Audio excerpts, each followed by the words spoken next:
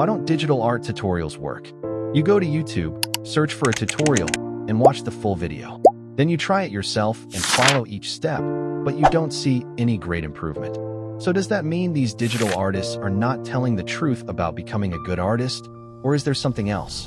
In this video, I'm going to tell you the truth about why you don't really grow by watching YouTube digital art tutorials. What is holding you back, and what digital artists are not telling us. And after knowing this reality, your growth in digital art will skyrocket. The real reason digital art tutorials don't work is not because artists are hiding secrets, but because of how we consume those tutorials. When you watch a tutorial, your brain creates an illusion of understanding. You feel like, I understand this, so I can do this. But in reality, this is fake progress. It is called passive learning.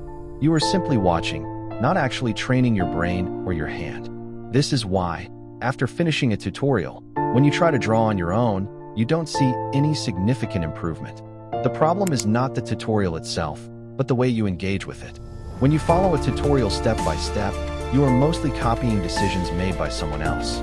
You are not thinking about why a certain brush is used, why the lighting is placed in a specific direction, or why a shape is drawn in a particular way. You are not solving problems on your own. Because of this, your brain does not develop the ability to make those decisions independently. So, when the tutorial ends and you try to create something without guidance, you feel stuck again. It feels like you learned something, but you actually didn't build any real skill.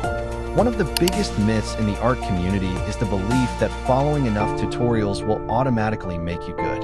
This is not true. Tutorials can show you the path, but they cannot build your skill for you. Skill comes from active practice, repetition, and problem solving. Watching someone else draw is very different from drawing yourself and making your own decisions. The truth is that digital artists are not hiding anything from you. However, most tutorials skip the hardest and most important part of learning, struggling and figuring things out on your own.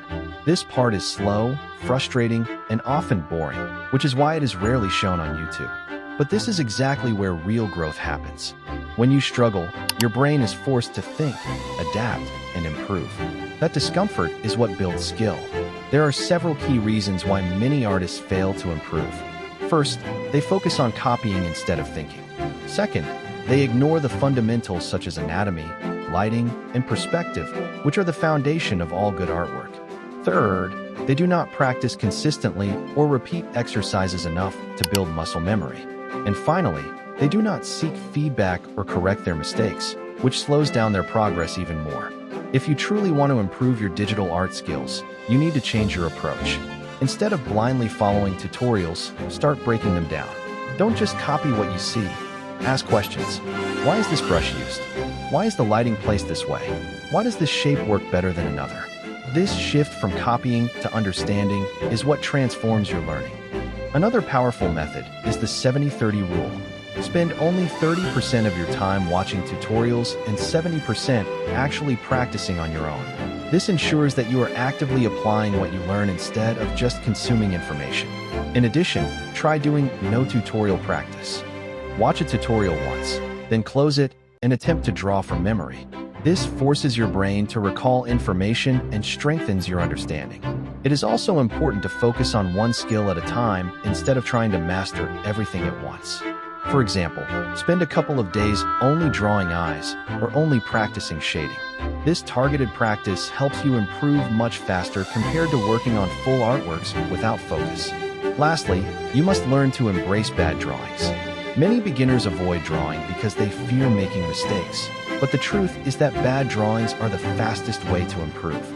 Each mistake teaches you something new and pushes you forward. In conclusion, tutorials are not useless, but they are often misunderstood.